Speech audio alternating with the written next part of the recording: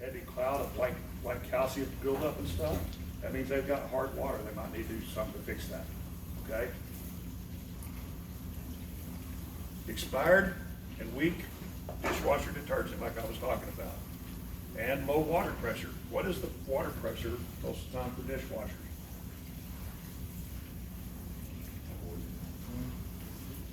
20 to what?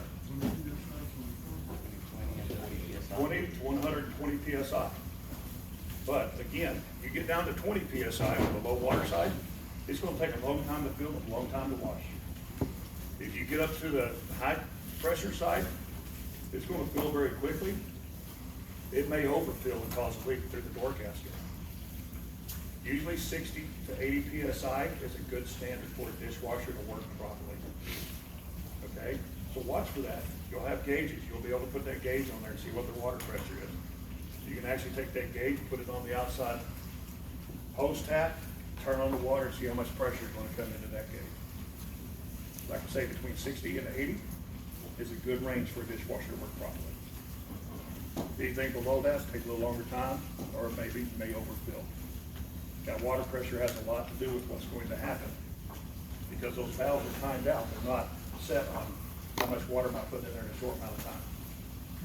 So they open for a period and then they close. Okay, there's not a water level sensor in there, so it's not going to say full shut off. Okay, so a little bit on the wrap up. Always come prepared for troubleshooting and repairs. That means when you walk into the customer's home, you have your tool bag, your shop bag, your towels, and your blanket, and you're ready to go. Okay? The rules are walk in without tools. That would be the customer and go back and get it. Nope. Go up there with everything you need.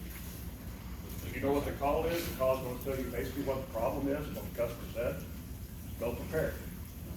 Go up there, put your shoe covers in hand, everything else that you think you're going to need, and be prepared to walk into that customer's home to work.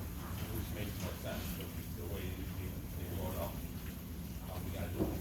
That's the only thing without tools, the customer, then get your tools and get your way makes more sense, that's fine. Yeah, no, the best way to do it is going prepared, ready to go. Yeah. Okay? Because those towels you can stick in your bag, the blanket you can stick under your handle, you can literally in that hand. Go get your shop bag over here at the other hand, you're ready to go. You have everything you need when you walk in.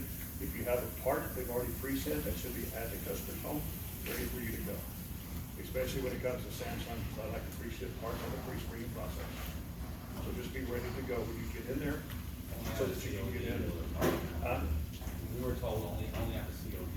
Yeah, you should have a central location to go pick up your COD parts, or if you meet at an FSL to pick up your van or whatever's going to happen. I don't know what's happening in each market.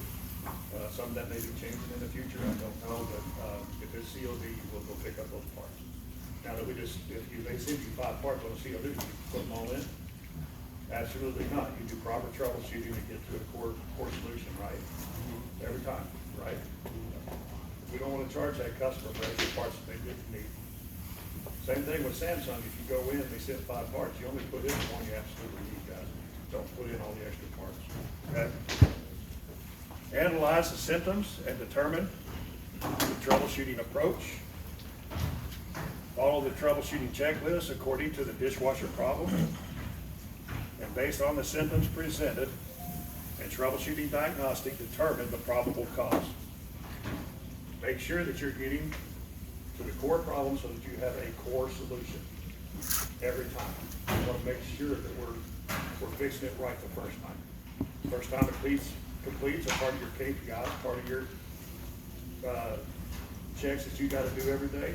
And the more first time completes you do, the better troubleshooting you do, the better you look.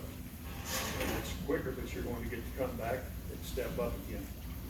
Okay? Because there's 3 levels. You can go from Tech 1, Tech 2 to Senior Tech. That's on you and how you present yourself in the field, the amount of leadership that you show, and your ability to do first time completes and all your other KPIs, okay? Any questions on that? Key performance indicators, okay?